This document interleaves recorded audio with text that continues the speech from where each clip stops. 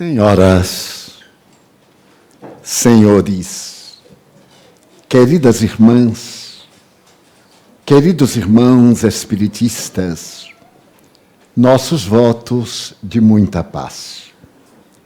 Peço desculpas por proferir o nosso encontro, a palestra da tarde, estando sentado por uma recomendação médica. Mas aqueles eram dias semelhantes a estes. O desafio estava no ar. Assevera-se que a sociedade avança e recua no seu processo antropo-sociopsicológico, como sendo uma necessidade de encontrar a própria dignificação interna. Através de saltos quânticos, ou pela linha direcional da física clássica, partimos das primeiras moléculas até a realidade que somos, estando transitoriamente. Do humilde tubo na intimidade das águas marinhas, há 2 bilhões de anos, alcançamos a inteligência, discernimos pela razão e vivemos a emotividade, graças a este processo evolutivo que se chama a fatalidade. Mas a fatalidade da vida feliz, que nos está destinada desde os primórdios da existência. E é natural que nesses 6.700 anos de cultura, de ética, de civilização, tenhamos dado grandes passos à frente. E, noutras oportunidades, tenhamos estacionado em períodos selvagens. Se recordarmos das grandes civilizações da Mesopotâmia, como Babilônia e outros países gloriosos, vimos a grandeza e a desgraça, que ainda prossegue nos dias de hoje, no mesmo local, no Iraque. Se nos recordarmos da grandiosidade da Índia, dos Marajás, vamos encontrar a miséria incontrolável dos párias nos dias modernos, que apesar da grandiosidade de Indira Gandhi, apagando essa mancha ancestral, a realidade é bem outra. Se fizermos uma análise do nosso processo evolutivo tecnológico, alcançamos as estrelas.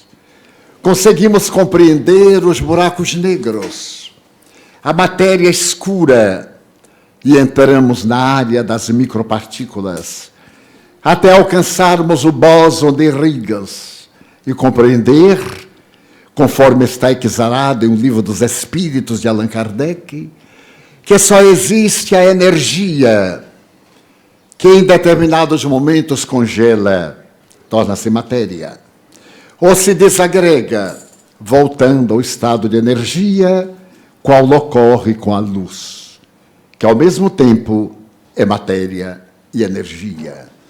Conseguimos compreender a grandeza da inteligência que nos fez sair da Terra em bólide espacial, aluniçar, ou estar fotografando Marte, e nesse momento fora do nosso sistema, sob controle de computadores em Houston, no Texas, nos Estados Unidos. Mas somos incapazes de nos compreendermos uns aos outros. Graças à cibernética, através da comunicação virtual, enviamos mensagem para todo o mundo e nos congratulamos uns com os outros, graças a essa maravilhosa engrenagem. No entanto, não nos conhecemos dentro de casa, na intimidade doméstica. Atingimos as alturas da inteligência, mas não saímos da baixeza dos sentimentos. podemos naturalmente anotar as gloriosas conquistas da ciência, que uniu ilhas a continentes, pântanos, transformou desertos em pomares e deu à terra uma outra formação. Mas não fomos capazes de superar os pântanos mentais, os tormentos emocionais, os conflitos do vazio existencial. E somos uma civilização que periclita, encontrando-se à margem do abismo de nós próprios, porque somos os autores da nossa existência. Em uma análise profunda, o extraordinário psiquiatra austríaco Viktor Frankl, na sua autobiografia, que é uma das obras mais belas do século XX, Em Busca de Sentido, narra a tragédia do cotidiano, quando ele esteve em vários campos de extermínio, inclusive em Auschwitz, pelo crime de ser judeu. Era o crime único que o apontavam. E se tornaria, depois da libertação, um dos mais notáveis psiquiatras do século XX. Basta recordar que somente nos Estados Unidos ele recebeu 10 títulos de doutor honoris causa pelos serviços prestados à psiquiatria e ao indivíduo. À semelhança dele, Milton Erickson, outro extraordinário psiquiatra, este americano, portador de uma depressão profunda, era especialista na terapêutica da depressão. E se tornou, em Phoenix, no Arizona, o exemplo da inteligência transcendente, tornando-se mestre de alunos em pós-graduação. E ele, no entanto, atormentado atrás das grades de uma depressão profunda. Mas se recuarmos um pouco, vamos encontrar o extraordinário neurologista e psiquiatra que nos apresenta uma obra comovedora, que é Carl Gustav Jung. Esse pai dos arquétipos humanos, que tentou entender a criatura humana, fugindo do atavismo escravagista de Freud, através da libido, para penetrar nos arquétipos, em nossas heranças ancestrais, através das lendas, dos contos de fadas, das tradições mitológicas, e estabelecendo, como fez o pai da psicanálise, que os nossos tormentos atuais têm uma anterioridade, como Freud identificar em Édipos, na problemática do amor da mãe pelo filho e vice-versa, e em Elétra, no tormento do pai pela filha e vice-versa. E Jung vai além de Freud, na minha opinião pessoal. E ele nos oferece uma doutrina de otimismo, propondo um sentido para a vida. Nós não nos encontramos na Terra, como disseram as doutrinas ancestrais e ortodoxas, como verdadeiros Judas Asveros, atirados a este oceano imenso de conflitos apenas para sofrer. O estágio hominal é um dos mais grandiosos passos do processo evolutivo da antropologia. Atingimos o momento em que a nossa razão é capaz de pensar o abstrato e nos oferecer as obras gloriosas da cibernética, que nos põem em contato com o mundo simultaneamente, sem que haja modificado os nossos sentimentos para nos colocar em contato com o irmão biológico dentro de nossa casa.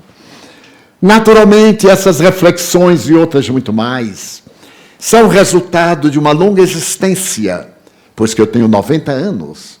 Alguém vai dizer, mas não parece. Parece 100. Mas seja lá como for. Então eu me recordo de que até há 15 anos, a nossa psicologia cibernética tinha determinados limites. E quando foi apresentado o primeiro telefone Para nos facilitar a comunicação, o telemóvel, ele pesava 5 quilos. Era um tijolo que nós carregávamos e era uma verdadeira honra, um destaque social, o indivíduo ter o seu telemóvel, que precisava de um automóvel para carregar o telemóvel. Agora nós temos o WhatsApp.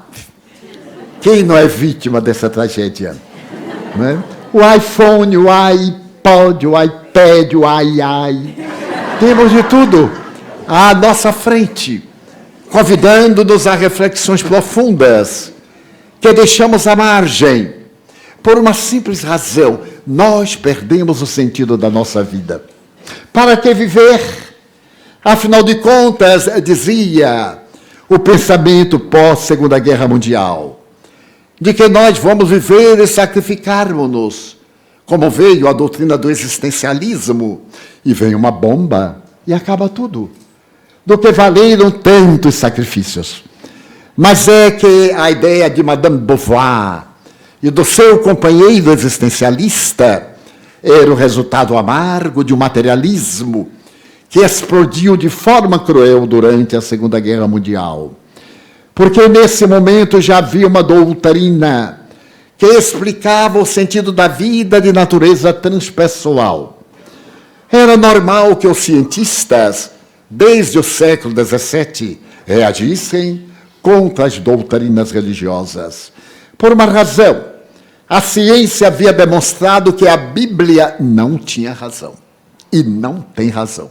Afinal, a Bíblia é um termo grego que significa livro, mais livro, mais livro, mais livro, mais livro, 72 livros. Que são a história de um povo, como seria a história gloriosa de Portugal, e a sua conquista ao mundo desconhecido da época. No entanto, a Bíblia estabeleceu paradigmas que deveríamos atender às cegas, como o Sol girar em torno da Terra, porque a Terra era de forma de um disco, tendo por capital Jerusalém, para uns. Para os gregos, a capital, o centro do mundo, era Atenas, e com muita razão, pela beleza da Acrópole e pela grandeza do santuário em Delfos. Mas a ciência veio e demonstrou que não era exatamente isto. E começou a haver um grande choque a partir do século XVI entre ciência e religião, por culpa de Portugal, que conseguiu demonstrar que a Terra era redonda, através da viagem de circunnavegação, em que, se partindo de Lisboa e viajando na mesma direção, voltava-se a Lisboa, o que demonstrava não ser um prato, mas ter a forma de uma maçã. Alguns discutem, porque as maçãs perderam a forma depois da tecnologia. Mas pouco importa a forma, a Bíblia não tinha razão. Galileu, com um telescópio feito em casa, observou que os astros se moviam. Então a religião dizia que tudo era parado, mas os astros se moviam. E ele percebeu que não somente a Terra se movia em torno do Sol, e não este em volta daquele. O velho heliocentrismo cedia, ou tomava o lugar do geocentrismo. E Galileu bradou com todas as suas forças aos 80 anos, porque naquele tempo ter 80 anos era uma façanha, e hoje ter 90 é uma bela conquista, que Deus me tenha misericórdia de mim. Mas apesar de tudo isso, a Bíblia foi ficando à margem e foi nascendo a ciência, a ponto de, na Academia de Letras de Paris, o grande acadêmico Broussais dizer: quereis uma religião? Dai-nos uma religião científica, que possa demonstrar a grandeza dos fatos à luz da lógica e à luz da razão. E esta religião veio logo depois, e o seu codificador estabeleceu como base fundamental: a fé legítima é somente aquela que pode enfrentar a razão face a face em todas as épocas da humanidade. E foi além. O Espiritismo é uma ciência que marcha ao lado da ciência, mas não se detém onde a ciência para. Porque a ciência estuda os efeitos e o Espiritismo remonta às causas. Mas Allan Kardec foi além. No dia em que a ciência provar que nós estamos equivocados em um ponto, abandonamos este ponto e seguimos a ciência. Passaram-se 1 século e meio e um pouco mais, e as várias ciências do comportamento ou da investigação confirmaram a grandeza da doutrina espírita. Basta que leiamos a questão 540, quando Allan Kardec fala de que tudo procede de uma unidade. O arcanjo de hoje foi átomo de ontem, assim como o átomo de hoje será arcanjo de amanhã. Então nós temos aí a síntese da física quântica. Quando William Crookes, o notável físico inglês, em 1872, apresentou os raios catódicos, abriu os grandes espaços para a física microscópica. E logo depois o Röntgen consegue descobrir os raios X. E logo após, nós vamos encontrar numa mulher de valor incomparável, Madame Curie, a descoberta da matéria radiante. As suas mãos queimadas pelo câncer de pele, graças ao seu tratamento com a matéria radioativa, que ela trabalhava nos porões da Sorbonne, desprezada porque era mulher, e foi a primeira personagem histórica a receber 2 prêmios Nobel. O primeiro com o marido Pierre, e depois pela descoberta da matéria radiante. E o mundo modificou-se. É nesse período de lutas que aparece a inteligência maravilhosa e única de Albert Einstein, apresentando-nos uma fórmula singela a respeito do universo. A equação tão simples é igual a mc2, e nos apresenta a teoria do tempo e do espaço, mostrando que, quanto maior é a velocidade do tempo, mais gloriosa é a dimensão do espaço. E nós vamos entrando nesses contextos científicos de tal forma que podemos dizer que hoje a vida é fácil de ser entendida. Basta que nós venhamos a reflexionar. Mas a mim o que me fascina é que toda essa linguagem científica encontra-se exarada na obra de 18 de abril de 1857, que é o Livro dos Espíritos. A sociedade sempre teve uma grande preocupação com a causa do universo. Uma das razões dos nossos conflitos intelectuais e culturais. Mas como surgiu o universo?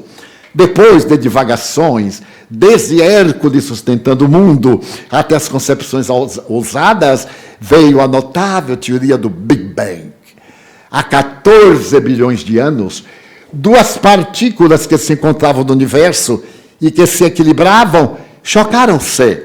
E isto produziu a grande explosão que até hoje vem se expandindo no universo e cujos sons os nossos telescópios ainda captam. Então o materialismo resolveu de uma forma simplista e estúpida a origem da vida. O Big Bang, tive a ocasião de conversar com um grande físico, embora não seja nada culturalmente, e ele me disse, como é que você explica isto? Eu digo, eu não.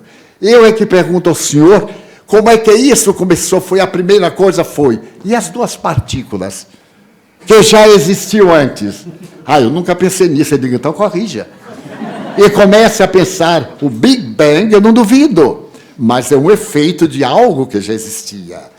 E esse algo que já existia era algo de natureza transcendental, porque 2 partículas chocam-se como 2 átomos, acontecendo 2 prótons recentemente no grande tubo entre a Suíça e a França, e nós descobrimos o bóson, essa partícula que não é luz, que não é matéria, mas que é matéria, mas que é luz, e que não tendo nome para dá-la, os cientistas denominaram como sendo a partícula de Deus. E é fascinante notar que por volta de 2007, um geneticista, examinando a evolução depois da decodificação do genoma humano, que foi apresentado pelo presidente Clinton no dia 26 de junho do ano 2000, na Casa Branca, esse notável cientista da genética diz, Nós esperávamos que a criatura humana fosse resultado de aproximadamente 100 mil DNAs.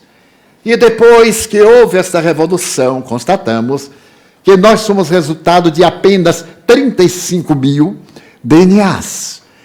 E que a diferença entre nós e um rato é que o rato tem menos 400 DNAs.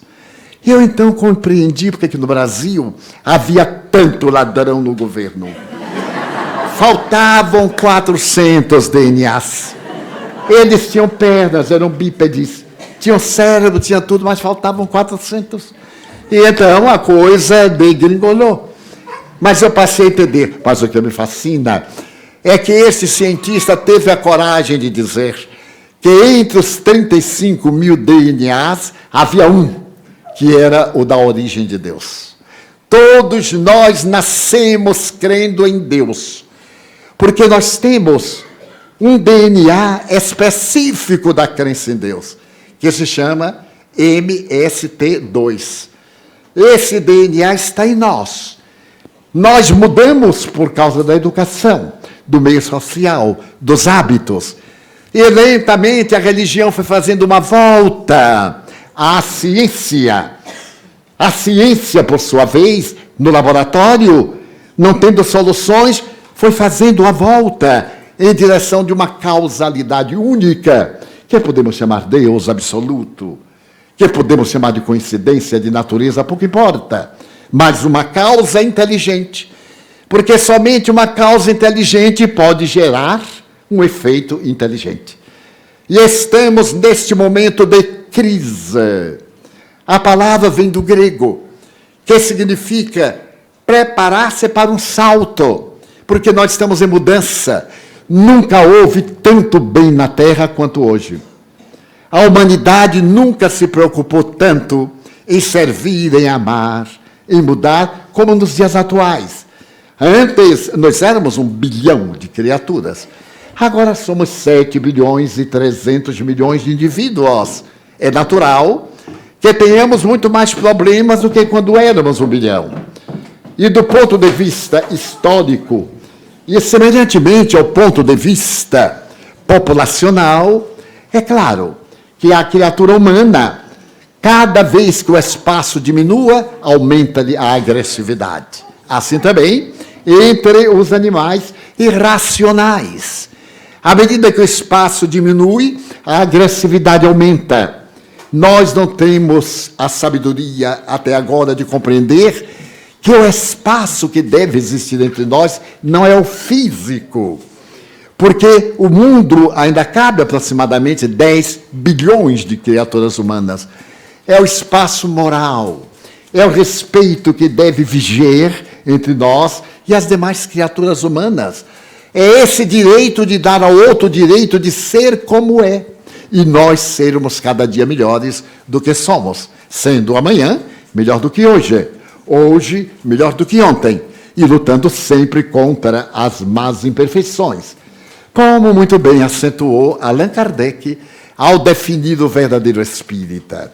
Muito bem, mas isto é um prólogo da nossa modesta palestra, porque aqueles, começamos, eram dias semelhantes a estes dias. Havia maldade, havia bondade, havia sentimento de amor, mas também de perseguição. Roma, de estender o seu império pelo mundo conhecido.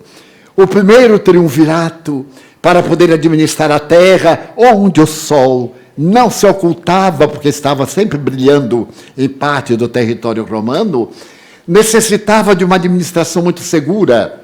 A República falhara, e o Senado resolveu dividir o mundo através da obra de triunferos. 3 indivíduos foram nomeados para poderem atender às necessidades gerais deste planeta, cujas rédeas estavam nas mãos do imperador. E, naturalmente, dentre esses destaca Caio Júlio César, que se atribui a dádiva de divino. Ele havia atingido um grau tão superior que ele próprio dizia que era filho das musas, embora todo mundo conhecesse seu pai e conhecesse sua mãe no Monte do Aventino. É curioso observar-se que o primeiro triunvirato se estende para que Roma tenha o poder sobre a terra antes da degenerescência dos valores éticos, qual está ocorrendo em nossa atualidade. Qual é a ética que nós adotamos? Qual é a ética de honestidade que existe entre os administradores mundiais? Mas por que determinados administradores são desonestos, corruptos e corruptores? Porque nós o somos. E nós os elegemos por semelhança. Dentro dessa semelhança e afinidade, nós temos o governo que nós criamos, quando estamos numa democracia, como é o caso do Brasil, de Portugal e de outros. Então nós observamos que Roma estava à porta da corrupção. Quando César conquista o Egito e vai conquistado por Cleópatra, que desejava, acima de tudo, erguer o Egito a uma posição que herdara dos seus antepassados. Ela era casada com o próprio irmão, para atender à tradição dos deuses. E ela arranjou o meio de mandou matar o seu próprio irmão para poder reinar soberana. E César atinge o máximo. O Senado se rebela. César é chamado a Roma. E apesar de ser casado, leva Cleópatra. Vai para casa, coloca em um palácio. Mas em certa manhã, a esposa Calpurnia diz-lhe: não vás hoje ao Senado. Durante a noite, eu senti que uma força nos perseguia e algo dizia que te iam matar. César, o Deus vivo, ergueu-se soberano e partiu. À subida das escadarias do Senado, um ancião que olhava as estrelas e tentava interpretar a vida disse: ó César, lembra-te dos idos de março, quando de repente sai por detrás de uma coluna Brutus, que passava como seu filho e apunhala-o. E outros senadores covardes cravam-lhe o punhal e matam-no. Roma, então, entra no estado de desordem. Cleópatra foge e é criado o segundo triunvirato. Era necessário manter a grandeza de Roma. Mas esse segundo triunvirato tinha alguém com a têmpera de César: Caio Júlio César Otaviano. Otaviano, ou Otávio, fez-se tão grandioso que, para não ficar baixo ou abaixo da luz do seu tio, criou o mês de agosto, como César havia criado o mês de julho, para homenagear-se perpetuamente. Somente que Otávio tinha um caráter diferente do de Júlio César. Ele acreditava que a melhor maneira de ser feliz na terra é tendo-se uma ética moral. E compreendia que um governo realmente justo é um governo cuja dignidade está na casa governamental. É curioso que este homem, que consegue vencer Antônio, também do segundo triunvirato, em uma batalha feroz, traz para Roma o cetro da harmonia e de uma nova era. Embora as colônias estivessem dominadas pelos conflitos, Roma estava em paz.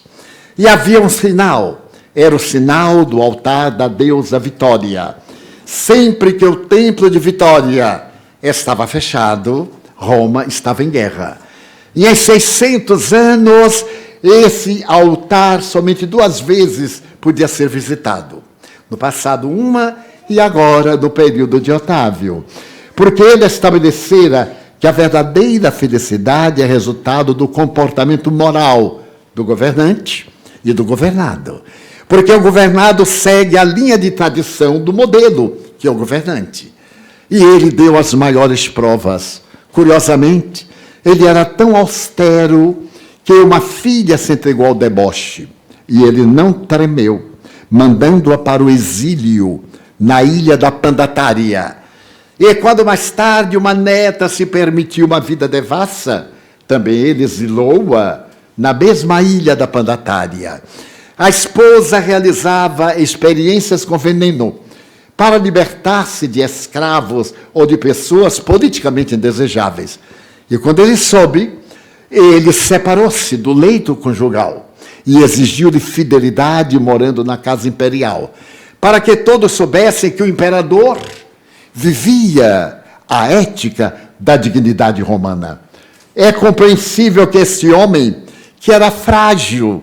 Ele tinha o corpo coberto de ataduras, dizem os historiadores, porque ele havia adquirido uma dermatose numa batalha da Bitínia e era sujeito aos resfriados. Sempre evitava a corrente de ar. Como se costuma dizer, nada pior do que uma corrente de ar pelas costas. Eu tomo pelas costas, pela frente, pelo lado, e até hoje ainda estou suportando as correntes de ar. Mas o imperador, que era um pouco diferente de mim, ficava gripado. E não pode haver nada mais chique do que ser um imperador gripado. Mas eu, que não sou imperador, dificilmente tenho gripe, apesar das correntes de ar. Mas este homem que me fascina deu seu nome ao século em que viveu. O século I é o século de Augusto, porque houve um fato particular neste período de Augusto. Não se reencarnaram espíritos belicosos. Se nós olharmos a história, vamos ver Alexandre Magno da Macedônia, 400 anos antes dele. Aníbal do Cartaginês. Vamos observar aqueles que conquistaram o mundo greco-romano, todos eles de uma crueldade inimaginável, até Ciro, rei das Pérsia. Mas, naquele momento, havia paz, porque nasceram filósofos, poetas e pensadores.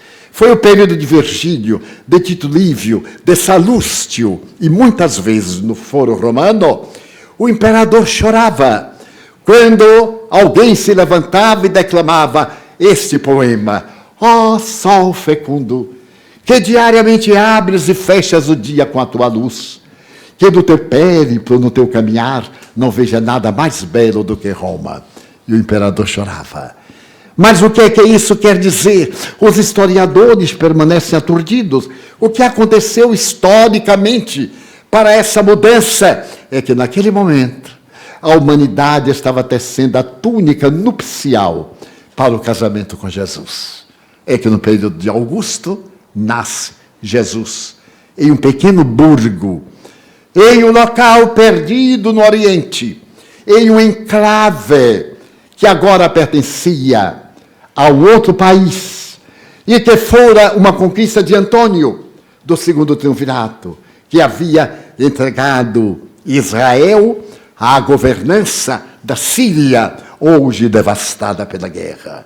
A Síria governava com mão de ferro, e governava Israel, um dos homens mais impiedosos da história da humanidade. Herodes o Grande, um dos maiores historiadores italianos a respeito da vida de Jesus, pergunta em que ele era grande, na crueldade, na perversidade. Ele não era judeu e governava os judeus. Odiava os judeus e era odiado pelos judeus. Tudo é recíproco. Ele era casado com uma princesa extraordinária, graças à qual ele estava no poder. Tinha um transtorno de natureza psiquiátrica, tinha mania de perseguição e construía palácios, para em qualquer momento de rebeldia do povo, ele poder evadir-se. E graças a isso ele mandou matar a 2 filhos, que ele supunha que desejavam a coroa. E mais tarde mandou matar a esposa Mariane, acusando-a de delito conjugal, o que não é verdade histórica. Mas no reinado deste homem perverso, que havia transformado Israel, aquele burgo, num verdadeiro mar de desgraças, porque Israel passava o pior período da sua história. Havia sido escravo da Babilônia, havia sido escravo do Egito, havia sido vencido por vários povos, mas fazia 400 anos. 400 anos que a boca profética não se manifestava em Israel, porque Israel era monoteísta. Era o único país da terra que acreditava no Deus único. Para fazermos um pouco de poesia, Israel era uma ilha de monoteísmo no oceano imenso politeísta. Israel era um oásis de monoteísmo no imenso deserto de politeísmo.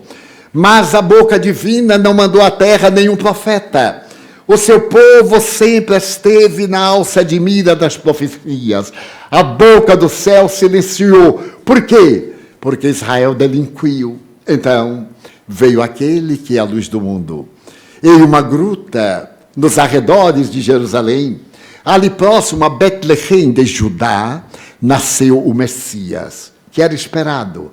As tradições diziam que quando ele chegasse montado no seu ginete branco, ele daria o cetro do poder a Israel. E Israel aguardava o Messias até hoje. Ainda permanece aguardando. E claro que não vai chegar, porque já chegou. Então, nasce Jesus em uma furna de calcário, porque não havia lugar para ele na cidade de Belém. Como não há lugar para ele ainda hoje. Ainda está nas furnas, na furna do nosso coração.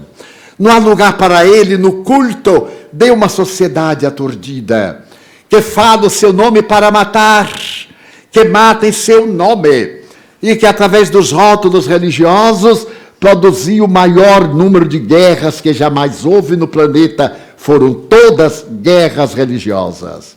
E a opinião não é minha, é dos historiadores. A Terra sempre viveu em guerras.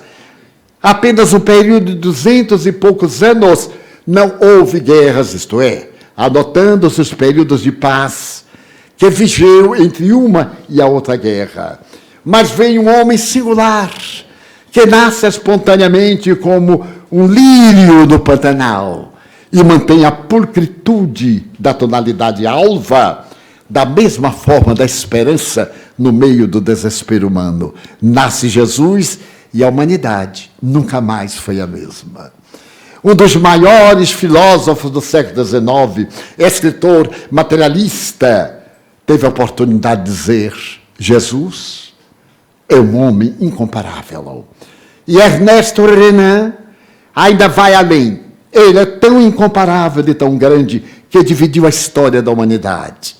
O seu berço divide o antes e o depois. E, no entanto, o seu berço era uma manjedoura modesta numa estribaria. Era palha trazida dos arredores, onde os pastores guardavam seus rebanhos nas noites hibernais. Não foi em dezembro. A tradição colocou em dezembro para poder diminuir uma festa pagã, as Saturnais, que eram celebradas a partir de 20 de dezembro. As Saturnais são o nosso carnaval. O carnaval de Lolé, o carnaval de Salvador. Tem os seus mesmos parâmetros. Havia então as Saturnais. Durante aqueles 5 dias, os escravos tinham liberdade de viver e fazer o que lhes aprovesse. O deus Dionísio, Baco e outros governavam, e era a decadência moral. Os cristãos primitivos, para apagarem essa mácula, trouxeram a data do nascimento de Jesus, 4 a 7 de abril, para 25 de dezembro. E desta maneira pensaram que acabariam com o charco moral da sociedade. Mas a sociedade vive da própria ilusão, porque logo mais tarde a Bacanal, descendência dos que atendiam ao deus Baco, vai aparecer nos bailes de Veneza, os bailes de máscara. Depois, eles vão aparecer na França. Nós vamos encontrar as grandes manifestações. Por fim, aparecem também em Portugal o intrudo, que era terrível, e que vai transferido para o Brasil, quando chegam os sons dos atabaques, dos instrumentos surdos, e vem o carnaval, que é o resultado de uma frase latina: carne nada vale. A primeira sílaba, carnaval. Então, no carnaval da Bahia, 2 milhões de pessoas entregam a sua vida, porque a carne nada vale. E depois vão para os hospitais buscar a carne que vale muito. Então, a Bacanal não conseguiu ser vencida. Portanto, Jesus nasceu historicamente em abril. Mas façamos de conta que foi em dezembro. Que diferença faz? Se foi dezembro ou se foi abril, pouco importa. O que importa é que ele nasceu. Nasceu e mudou a história do mundo. Porque este homem incomparável, diz Le Goff, um dos maiores escritores da vida dos santos, de Jesus, de Francisco de Assis, na França, diz que a figura de Jesus é tão incomparável que ninguém pode viver e resistir a Jesus. E numa análise feita pela psicanalista alemã, a doutora Hannah Wolff, ela diz que Jesus é tão fascinante que nem os hippies aguentaram, porque eles fizeram uma ópera pop. Jesus, superstar. Ninguém aguenta Jesus. E ele é tão notável que a Biblioteca de Washington, dos senadores, assevera que já foram escritas sobre Napoleão Bonaparte 250 mil biografias. Mas Jesus superou 500 mil biografias. Nem todas favoráveis, mas que importa? Ele foi tão impressionante que ninguém resistiu a ele, mesmo os ateus. É o caso de Francisco. Se nós remontarmos a história, nós vamos ver ateus fascinados por São Francisco. O suave trovatore de Dio fascina nossas almas, porque transcendem a fragilidade da matéria por causa do amor. E Jesus é a origem do amor. Esse homem único não fundou nenhuma religião. Ele disse apenas 2 frases que deveriam ficar imortalizadas. Primeiro, que vos ameis uns aos outros quanto eu vos tenho amado. Utilizando-se do primeiro mandamento da lei de Deus, apresentado por Moisés, e que as religiões falseiam e não dizem o mandamento todo. Tenho certeza que 90% aqui não sabe qual é o primeiro mandamento da lei de Deus, conforme está na Bíblia. Nós sabemos que é amar a Deus sobre todas as coisas. Essa é apenas a primeira frase. Porque toda a proposta é grandiosa. Nós temos que amar a este ser com toda a alma, com todo o coração, com toda a vida. Porque ele é um Deus bom e generoso, que abençoa até a 100ª geração e que pune a partir da 3ª geração. É muito curioso, porque aí está a reencarnação, notaram? Ele não podia punir o pecador na 2ª geração, porque eu cometo um pecado e não reencarno imediato para eu pagar. Mas eu me reencarno como meu neto, e então eu venho e pago. Eu ainda me lembro do tempo que eu era criança na minha terra, e quando nasce uma pessoa com uma deformidade congênita, diz assim, está pagando os crimes do avô. É que ele era o avô reencarnado, e estava realmente pagando os crimes do avô. Então, Jesus veio e nos deu esse primeiro mandamento, que nós amássemos. No entanto, o que nos diz o povo, o que nos diz a tradição? Amar um ao outro. E nós dizemos assim, armar-se um contra o outro. Vivemos armados, porque temos medo de ser amados. Já notaram como nós temos medo de ser amados? Muita gente me diz, eu amar? Qual nada? Para ser descartável? Porque hoje é o tempo do amor descartável.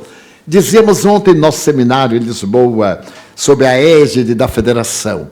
Eu sou do tempo em que amar tinha um sentido mais profundo. Primeiro era namorar. Namorar era olhar, piscar o olho. E eu nunca me esquecerei de um fato que aconteceu a Chico Xavier. Chico Xavier era um homem santo. Era o nosso Francisco de Assis. A Itália teve o Francisco de Assis pré-renascença. Nós temos um Francisco de Assis terceiro mundo, mas é também Francisco de Assis. E estava uma moça em plena reunião e olhava para Chico e de vez em quando piscava o olho. Eu acho que ela queria namorar com o Chico. E Chico, muito ingênuo, olhou e disse assim, minha filha, caiu algum cisco no seu olho?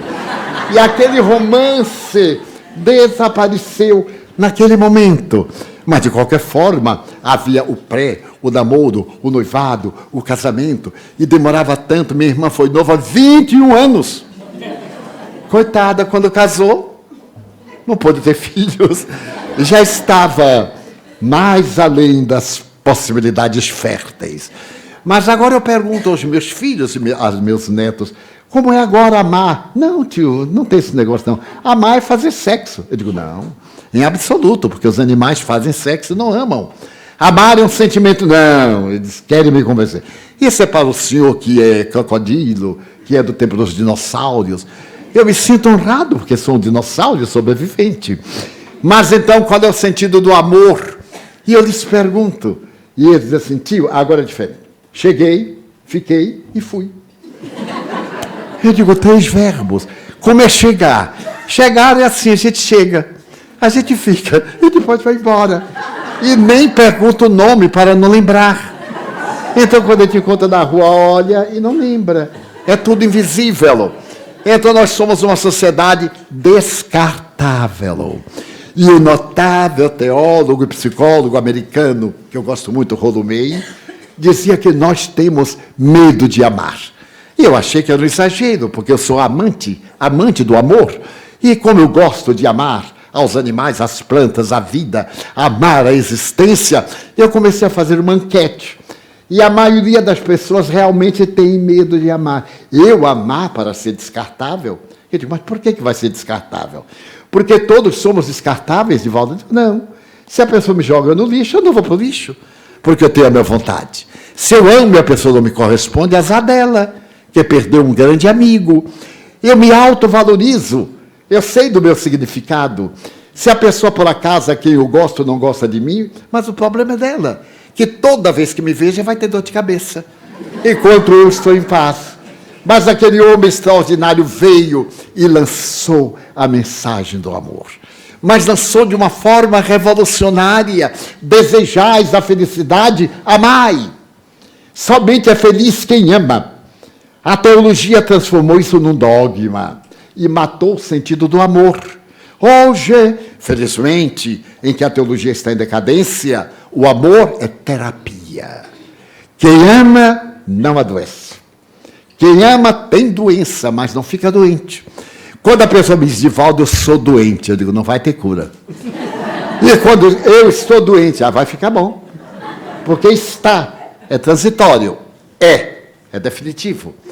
Então, quando nós amamos, nós geramos oxitocina, uma substância da afetividade, que o feto recebe de cedo. E quando o feto é amado, diz a doutora Klein, ele, ao ser exposto ao mundo, será afável, será bem-sucedido, porque a vida começa realmente da vida intrauterina, na ternura, na carícia, a gestação, no diálogo.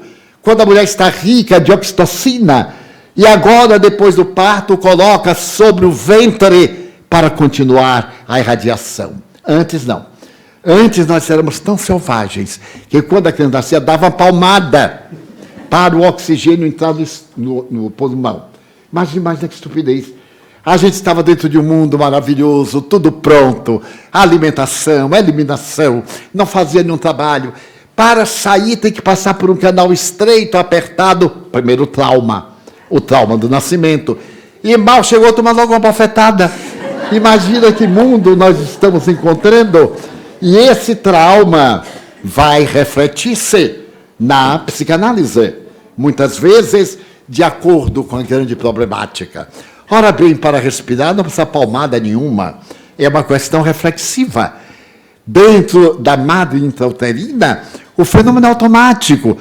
Logo depois, ele também é automático e há técnicas para auxiliar quando, por acaso, há qualquer dificuldade.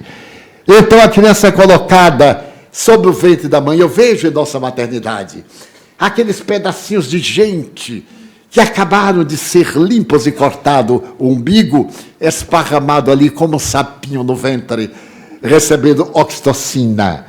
Essa oxitocina que nós eliminamos com um sorriso, com um bom aperto de mão, com um abraço terapêutico, com uma boa palavra. Há quanto tempo não dizemos uma boa palavra? Já notaram como nós estamos pessimistas? E como nós nos esquecemos das boas palavras, especialmente de algumas ações que parecem significantes e são de alta importância. A ternura. Qual é hoje o casal? Bem, existem muitos, a exceção, que mantém a ternura. A ternura do olhar de quando a gente namorava, de quando a gente tinha este convívio. Bastava a gente olhar para o outro sabia o que era. Parecia até uma telepatia. Era onda de ternura. Essa onda de ternura deve renascer, porque a ternura é a filha dileta do amor. Ninguém me venha com amor bravio, com esse amor agressivo, porque isso é patológico. Não é amor, é necessidade de afirmar os seus conflitos. Então, aquele homem singular proclama em uma pequena montanha a mais notável sinfonia jamais ouvida da humanidade, o Sermão da Montanha. reverteu toda a ordem do pensamento universal. O que é um herói? É aquele que mata, é aquele que conquista. O vencedor é o que esmaga. O honrado é o que tem, é o aplaudido. E ele vem e reverte. Bem-aventurados os pobres em espírito. Quais são os pobres em espírito? São aqueles que são destituídos do orgulho, da presunção, do egoísmo. Esse é um pobre em espírito. Espírito mau, de perversidade. Bem-aventurados os simples de coração. Que expressão maravilhosa podermos olhar para o outro e não fazer uma censura. Olhar para o outro com uma visão de pulcritude. Permitir que o outro tenha imperfeições, o problema é dele, não é meu. E amá-lo como é, e não como eu gostaria que ele fosse. Aquele que tem sede de justiça, que tem fome de verdade. O Sermão da Montanha é o primeiro manual que a humanidade conhece na literatura universal, até hoje não ultrapassado. E Francisco de Assis, 12 séculos depois, completa este manual, com o hino às criaturas. Bem-aventurado, irmão Sol, bem-aventurada, irmã Lua. Quando ele estava com tracoma e teria que ser cegado com ferro em brasa, o irmão Leão estava ao seu lado e desmaiou. E quando o ferro em brasa, que era recurvo, vinha até a orelha para poder queimar o tracoma que ele adquiriu no deserto, ele olha e sorri. Benvenuto, fratello foco. Bem-aventurado, irmão fogo, que vai apagar a minha visão das coisas más. E logo depois em que o olho é cegado com ferro em brasa, o outro. E ele, sorrindo, continua cantando o hino do irmão Alegria. Este foi o verdadeiro seguidor de Cristo, que deixou um rastro de ternura para que nós nos embevecêssemos e nos embriagássemos de luz. Mas qual foi a segunda ordenança de Jesus? Que não façais a outrem o que não desejais que outrem vos faça. É de uma filosofia extraordinária. Não é necessário estudar ética, estética, beleza. Basta isso. Não desejar ao outro o que não gostaria que o outro fizesse com ele. Eu então me recordo de um momento culminante na história de Israel. 100 anos antes de Jesus, havia 2 grandes profetas. Um deles era denominado Shammai. E certo dia um jovem foi a Shammai e disse-lhe: Senhor, eu seguirei a tua religião, se tu me disseres toda a Bíblia durante o tempo em que eu posso ficar de pé, num só pé. Shammai disse: impossível. A Bíblia são muitos livros. Eu necessitaria de muitos anos apenas para referir-me a eles. O jovem disse: então não quero. Porque há 2000 anos o jovem já era avançado e apressado, como hoje. Então ele foi ao outro, a Hillel. E chegando a Hillel, disse: Senhor, eu seguirei a tua religião, se tu me ensinares toda a Bíblia durante o tempo em que eu posso ficar de pé, num só pé. Hillel era muito tranquilo e disse: toma postura. O jovem ergueu uma perna e Hillel lhe disse: ama. E calou a boca. E o jovem perguntou: isso? Apenas isso? Ele disse: apenas isso. E tudo aquilo que tem na Bíblia? Tudo aquilo é a explicação disso. Para quem já ama, não precisa nada daquilo. Mas para quem ainda não ama, necessita de tudo isto.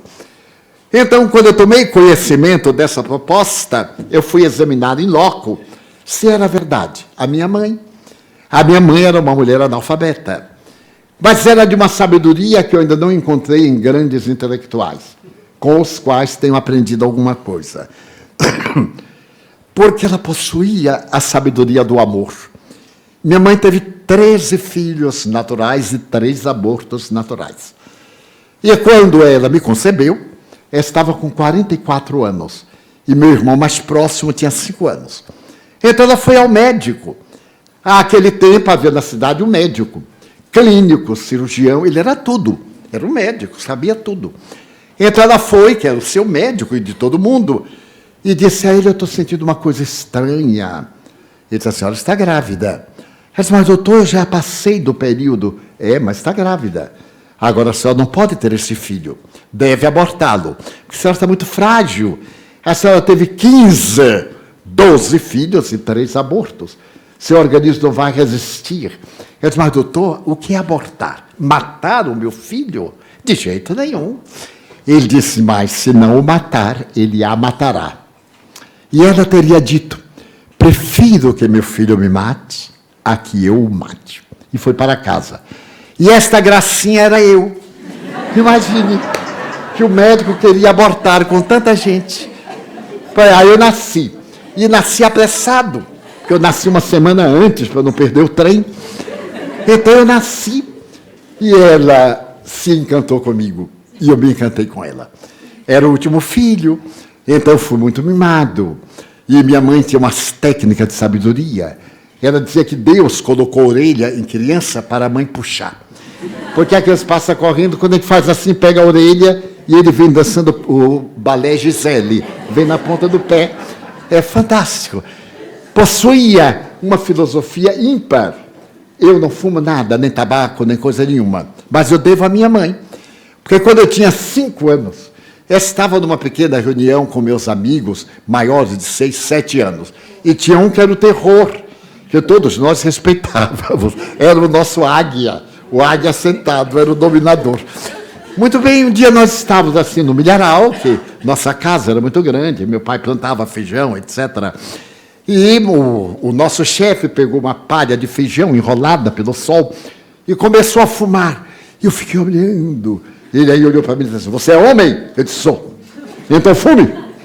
Eu digo, mais, não tem mais nem menos. Ou fuma ou não é homem. Imagina não ser homem aos 5 anos de idade. Eu ia ter um conflito e um guiano, a criança ferida. Eu peguei assim a palha, meti na boca. Quando eu fui respirar, a fumaça entrou pelo perispírito, pelo nariz, por toda parte. E eu fiquei numa situação, e como era natural, eu corri para casa. Porque a valentia da criança já viu. É mãe, corri para casa. Mas eu tive a má sorte de encontrar a mãe à porta da cozinha. Porque me vieram náuseas e eu corri ao toalete. Quando eu ia passando, ela agarrou a orelha. Aonde vai com tanta pressa? E eu, pálido e gurgitando, eu disse, eu vou ali. Ali aonde? Eu volto. Fui e voltei. Voltei assim, fraco, debilitado. E ela disse, o que aconteceu com o senhor? Eu já sabia que a palavra senhor tinha um significado bastante pedagógico. Porque lá em casa, graças a Deus, meu pai tinha um psicoterapeuta que ficava atrás da porta. Qualquer coisa que a gente fazia, ele dizia assim, vá. A gente sabia o que era. Em 3 minutos de terapia, a gente ficava ótimo. Ninguém teve recalque, complexo de inferioridade. Aqui está a prova de que não tem um complexo de inferioridade. Mas foi muito curioso, porque ela disse, aonde o senhor estava? Eu disse, ali. Ali aonde? Ali, mãe. Ali tem nome, aonde era? Aí eu estava ali com fulano, o chefe. Ela disse, com quem? Eu disse, fulano. Fazendo o quê? Nada. E por que está tão pálido? Não se faz mais mães como antigamente. Porque precisa tempo, daí hoje ninguém tem tempo. Eu disse, não, é porque que ele me deu um cigarro para fumar. O que? Um cigarro. E onde vocês acharam o cigarro? Ah, é uma palha de feijão. Ela pediu a meu irmão, mais velho do que eu, que era sádico, e me vendo naquela situação, ele ficava sorrindo. Né? Aí a mãe disse assim, vai ao terreiro, ao quintal, e me traga bastantes palhas para defumar. Aí eu disse, mãe, eu vou morrer. Ela disse, vai, mas vai fumar. E vai fumar na minha vista. Meu irmão se aproveitou, levou uma cesta e lotou. Quando eu vi o meu futuro, eu comecei a chorar. Mãe, sente e agora fume. Mãe, por que você fumou? Porque ele disse que se eu não fumasse eu não era homem. Então, ou você fuma na minha vista ou não é homem. Eles mais precisam fumar tudo isso até o último trago. Era muita crueldade. Eu disse assim, mãe, ela disse, meu filho, nunca faça o que lhe mandam sem você saber o que é. O cigarro mata. Isso em 1932. O cigarro mata, meu filho. E começou a me falar. Aquela ternura nunca mais saiu do meu coração. É uma diversão. Ela não sabia a palavra. É uma bengala psicológica. É um apoio. É insegurança emocional. É fraqueza. Teve medo, teve conflito. A bengala emocional, que é o cigarro. Ou o álcool, ou a droga, ou qualquer vício. Dependência psicológica em razão de conflitos internos. Não é muita sabedoria para o analfabeta? Bem, passaram-se os anos. E esta mulher extraordinária teve o desgosto de ver uma filha suicidar-se. Porque o suicida é muito egoísta. Ele pensa nele e não naqueles que o amam. Porque teve uma contrariedade, às vezes significante. Por causa do seu narcisismo, ele viaja e deixa de lacerar o coração de todos aqueles que o amam. E minha irmã suicidou-se por uma questão de afetividade. Ainda me lembro que fui eu quem leu o telegrama, eu tinha 11 anos. A minha mãe parou e disse, nunca mais eu sorrirei. E nunca mais ela sorriu. Ela viveu um largo período de 1939 até 1972, 33 anos.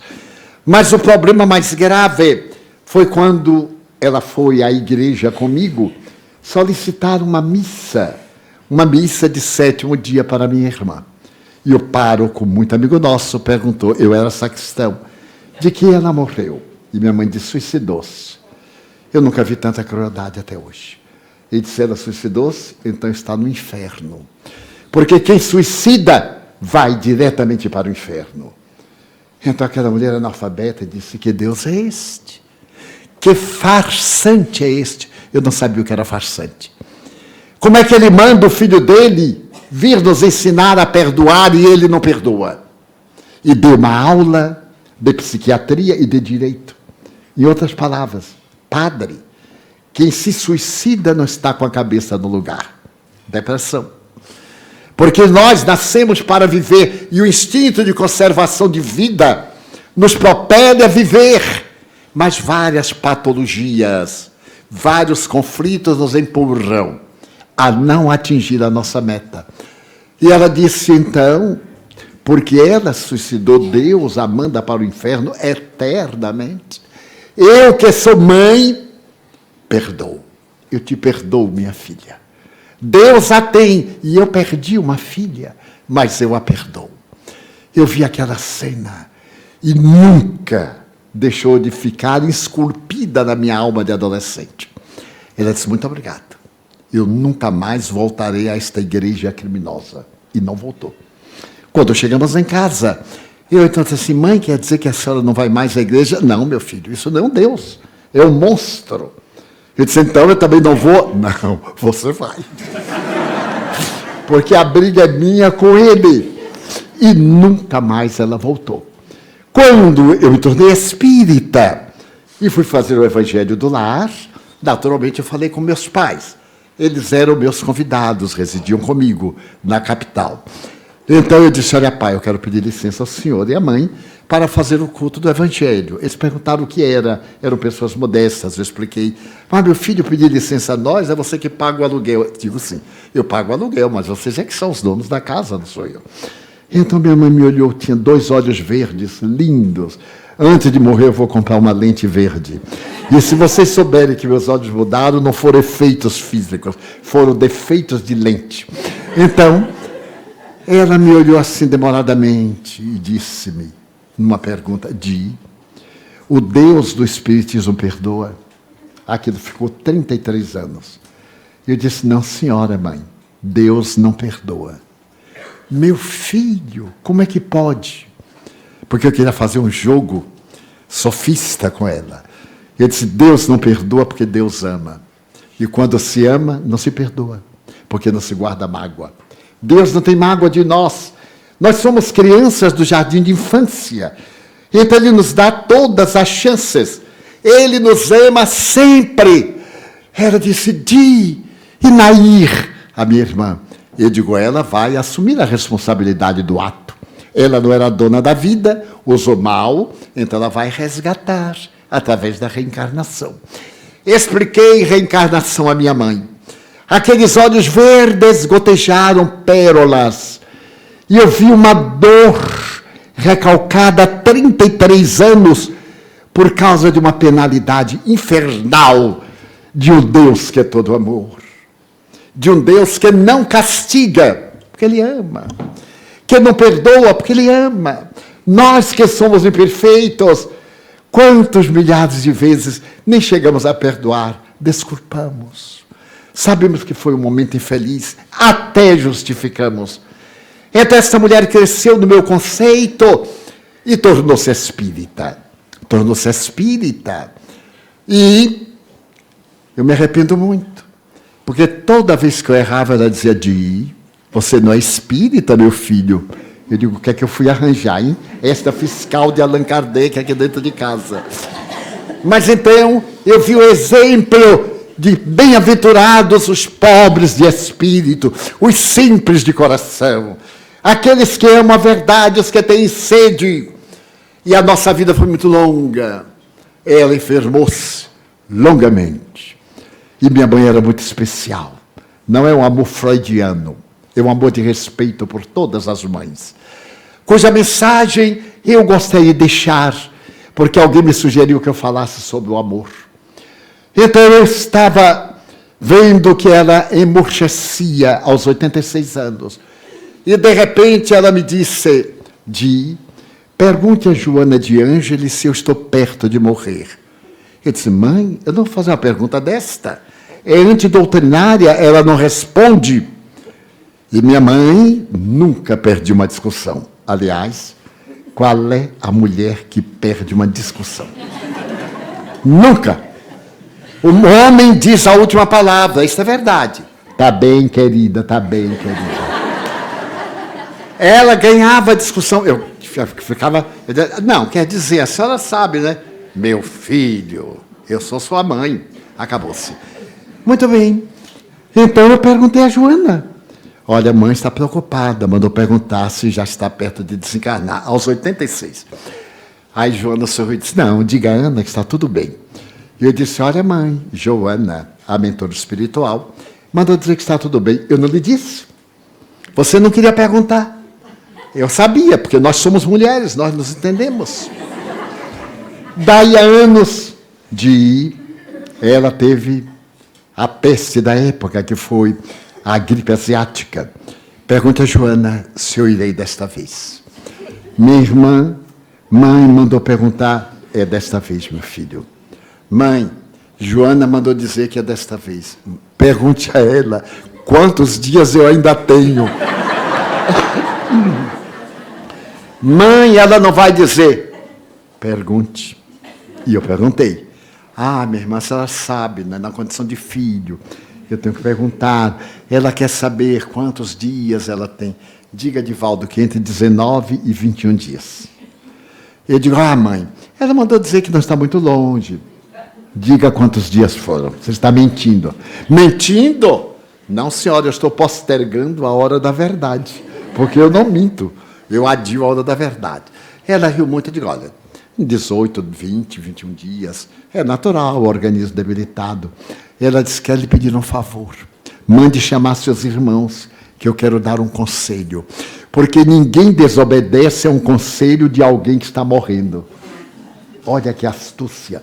Eu chamei meus irmãos. Eles entravam lá ao quarto, alegres, saíam chorando. Eu digo, opa, algo aconteceu. Até que chegou a minha vez. Ela disse à enfermeira, chame-te. Eu fui. Ela estava sentadinha, linda, como está aqui presente. Então, ela disse, meu filho, você sabe que eu vou viajar. Mas não estou com muita pressa. Quantos dias eu ainda tenho? Eu disse, mãe, eu não contei. Não minta. Quantos dias? Mas para que a senhora quer saber? Para ficar arrumada. E a senhora não está arrumada? Não. Se eu ficar toda arrumada, eu disse, já que a velha está pronta, que venha. Eu vou deixar para botar uns lenços, umas coisas de última hora. Eu digo, olha, mãe, pelos meus cálculos, uns 3 dias. Dá tempo. E no momento em que nós tivemos que desligar os aparelhos, porque ela entrou em coma, e o coma foi irreversível, ela, naqueles momentos ela me disse, Tudo que você me falou é verdade, meu filho. Aqui estão seu pai, seu irmão fulano, Beltrano, Nair, a suicida. Ela está me dizendo, venha, mãe, diminuir as minhas dores. Eu sofro. Eu não me suicidei, eu fui suicidada por um inimigo espiritual que me levou ao crime.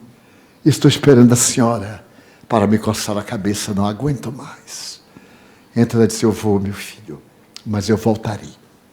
Assim que eu melhore, eu volto para tomar conta de você e de sua irmã. Agora só éramos nós dois. E desencarnou suavemente. Eu a vi desligar-se do corpo. Eu a vi sentir a nova gravidade. Porque o último liame não é umbilical, isso é fantasia. É do centro coronário. É esta parte que vai diluída e então ela como que se separa. Em alguns que têm mérito, e outros ela se fixa e o espírito fica perturbado acompanhando as sensações corpóreas. Mas eu a vi desligar-se, ela me olhou, viu que eu havia, e ela perguntou, Di, você está me vendo? Eu estava chorando, é claro. Balancei a cabeça e disse, oh, meu filho. Então Joana de Ângeles lhe disse, lembra-se de São Francisco de Assis? Quando ele estava morrendo, Frei Leão falou-lhe, meu pai, eu tenho um amigo que tem um jumento e cavalga esse jumento há 40 e tantos anos. E o maltrata, e o jumento está cansado, ferido, e ele o maltrata. O que é que eu devo fazer com este homem? E Francisco disse, traga-o aqui, para eu o repreender. Eu conheço este homem? Conhece. Quem é ele? Sois vós. O vosso jumentinho, o vosso corpo. E vós maltratais o vosso corpo. Então São Francisco disse assim, ó meu querido jumentinho, perdoa-me. Não é por mal. É que eu desejo a glória celestial. E morreu acarinhando-se. Eu lhe contei essa história que os espíritos me narraram. E então Joana disse, Ana, você lembra do jumentinho de São Francisco? Ela disse, lembro. Aí está seu jumentinho. Ela teve acromegalia, crescimento dos ossos do crânio, outras enfermidades, sofreu muito, muito pobre, muito lutadora, nunca teve um auxiliar, mas tinha alma e coração. Então ela se ajoelhou numa postura ancestral e falou ao corpo, muito obrigado por me ter carregado por tantos anos. E foi levada para o mundo espiritual. 13 dias depois, eu estava numa cidade do sul do Brasil e falava sobre a imortalidade da alma. Então, quando eu falava da imortalidade da alma, ela me apareceu a 3 metros de distância e me disse, meu filho, ninguém morre. A vida prossegue, diga-lhes que nós estamos vivos, fale-lhes do amor, que qualquer problema tem solução no amor. Foi o momento mais complexo da minha existência, porque ela estava vestida com o tecido que eu lhe dei com o meu primeiro salário. Ela mandou fazer um vestido e guardou para poder, ao desencarnar, ser vestida com aquele traje que eu lhe dei do meu primeiro salário. E a partir de então, isso foi em 1972, no mês de fevereiro, todos os dias que eu estou viajando, quando eu desperto, ela aparece com os olhinhos verdes e me pergunta, sorrindo, Di, já orou? Eu digo, mãe, estou chegando agora. Então, ore. Você vai viajar no carro do sol e não sabe se vai chegar ao crepúsculo. Quando chega a noite, eu me deito, algo cansado. Di, já orou? Eu digo, mãe, o meu dia foi uma prece. Ore, meu filho, porque você vem para o país além das sombras, e não sabe se volta. Então, o amor está expresso no Evangelho de Jesus e faz falta hoje. Então veio essa doutrina cuja base essencial é o amor, na síntese da caridade. A caridade é o amor na sua mais elevada expressão. Então não é importante ser amado, é importante amar. Procuremos, de alguma forma, amar, desenvolver o Deus interno que vibra dentro de nós, de estender a mão generosa a um aflito, sorrir para um desventurado, olhar o invisível que está na rua caído. Nós temos uma técnica de olhar e não ver. Olhamos e nos acostumamos. Às vezes o invisível é nosso pai, é nossa mãe, é nosso irmão, dentro de casa, e nós não vemos que está sofrendo, ou fingimos não ver. Não custa. Há 10 anos eu me dedico a olhar os invisíveis, a tentar descobrir nas filas.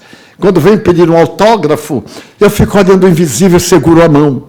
Aí a pessoa reage, tenta tirar o seguro, e começa uma conversa, um riso, digo uma palavra ou duas, porque a maioria de nós é invisível na terra. Nossas dores são muito secretas. E quando queremos dizê-las, não as dizemos como são. Dizemos como a imaginação pensa que é. Necessitamos, então, neste momento de crise mundial, porque é a criatura humana quem está em crise. E a minha crise com a sua crise formam a crise geral, que se torna universal.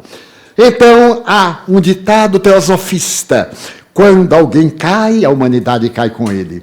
Para mim, é uma proposta pessimista. Eu diria, quando alguém se levanta, a humanidade se levanta com ele.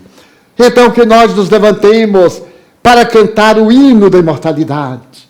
A morte, dizíamos ontem, morreu, porque ela não existe. É uma mudança diária vibratória. A morte é uma libertadora.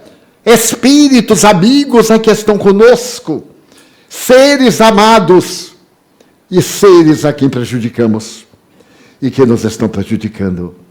Eu posso afirmar-lhes, numa longa experiência de 86 anos de mediunidade, porque me começou eu tinha 4, que há 90% das patologias tem uma causa imortal. Não é a doença, somos nós os doentes. Como organiza, ou melhor diz, a Organização Mundial de Saúde. Não há doenças, há doentes. Nós somos receptivos pela nossa existência passada, pelos nossos comportamentos. Nós então trazemos as condições necessárias para que se nos manifestem os transtornos viróticos, psicológicos, psiquiátricos, todos aqueles que constituem o largo patamar da psicopatologia ou das patologias das doenças em geral. Como fazermos a cura? Revertendo o quadro. Não adianta a terapêutica que melhora o corpo, mas não arranca a causa da enfermidade, que é de natureza espiritual.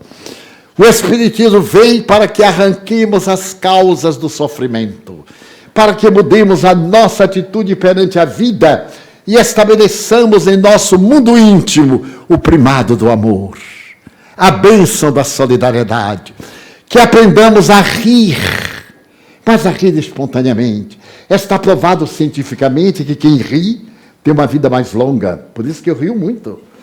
Porque em nossa saliva nós produzimos uma substância, a imunoglobulina.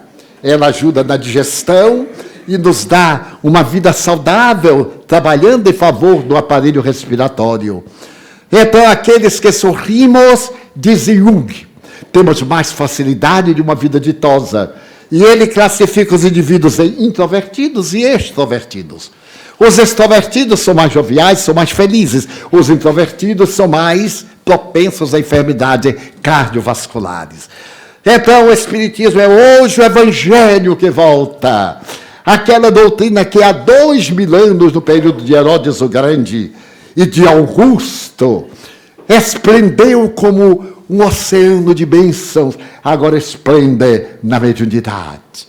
A mediunidade com Jesus, a mediunidade com a caridade. A mediunidade é uma proposta que está ao alcance de todos nós. Não há médiuns privilegiados, há médiuns dedicados. Os privilégios são alcançados pelo sacrifício. Então, que nós tenhamos a mentalidade de que somos o que fizemos de nós e seremos o que fizermos de nós. neste momento de crise, em que estes são dias semelhantes àqueles que eram dias de dificuldade, instauremos em nosso mundo íntimo o primado do Espírito e digamos: Jesus, eu gostaria tanto de dizer-te que eu amo a vida, que para mim é bela e é consentida. Muito obrigado, Senhor, por tudo que me deste, por tudo que me dás. Obrigado pelo ar, pelo pão, pela paz. Muito obrigado pela beleza que os meus olhos veem no altar da natureza. Olhos que fitam o céu, a terra e o mar, que acompanham a ave ligeira que voa fagueira pelo céu de anil e se detém na terra verde, salpicada de flores em tonalidades mil. Muito obrigado, Senhor, porque eu posso ver meu amor, mas diante da minha visão, eu detecto os cegos que se debatem na escuridão, que choram na multidão, que sofrem na escuridão. Por eles eu oro, e a ti eu imploro comiseração, porque eu sei que depois desta lida, na outra vida, eles também enxergarão. Muito obrigado pelos ouvidos meus, que me foram dados por Deus, ouvidos que ouvem o tamborilar da chuva no telheiro, a melodia do vento nos ramos do ormeiro, as lágrimas que vertem os olhos do mundo inteiro, ouvidos que ouvem a música do povo que desce do morro na praça a cantar, a melodia dos imortais. Ouvimos uma vez, não esquecemos nunca mais. A voz melodiosa, canora, melancólica do boiadeiro e a dor que geme, que chora no coração do mundo inteiro. Pela minha faculdade de ouvir, pelos surdos eu te quero pedir, porque eu sei que depois desta dor no teu reino de amor eles voltarão a ouvir. Muito obrigado pela minha voz, mas também pela sua voz, pela voz que ama, que canta, que ensina, que alfabetiza, que legisla, pela voz que trauteia uma canção e que o teu nome profere com dúlcida emoção. Diante da minha melodia, eu quero rogar pelos que sofrem de afasia. Eles não falam de noite, eles não cantam de dia. Oro por eles, porque eu sei que depois desta prova, na vida nova, eles cantarão. Muito obrigado, Senhor, pelas minhas mãos. Mãos que aram, mãos que semeiam, mãos que agasalham, mãos de ternura, que libertam da amargura, mãos que apertam mãos, mãos dos adeuses, que limpam feridas, mágoas e suores das vidas, pelas mãos de psicografias, de cirurgias, de poesias, de sinfonias, pelas mãos que atendem a velhice, a dor, o desamor, pelas mãos que no seio embalam o corpo de um filho alheio sem receio, e pelos pés que me levam a andar sem reclamar. Muito obrigada, Senhor, porque me posso movimentar diante do meu corpo perfeito. Eu olho na terra os aleijados, amputados, marcados, paralisados, e me ponho a orar, porque eu sei que depois desta expiação, na outra reencarnação, eles também bailarão. Muito obrigado, por fim, pelo meu lar. É tão maravilhoso ter um lar. Não é importante se este lar é uma mansão, um duplex, um palácio, um bangalô, seja o que for, mas que dentro dele exista a figura do amor. Amor de mãe ou de pai, de mulher ou de marido, de filho ou de irmão. A presença de um amigo, alguém que nos dê a mão. Um gato ou um cão, alguém para nos acompanhar. Mesmo que eu não tenha um teto para cobrir, nem uma cama para me deitar, nem assim eu maldirei. Pelo contrário, eu cantarei. Obrigado, Senhor, porque eu nasci. Obrigado, porque creio em Ti. Pelo Teu amor, obrigado, Senhor. Pela Sua atenção, obrigado, Senhor.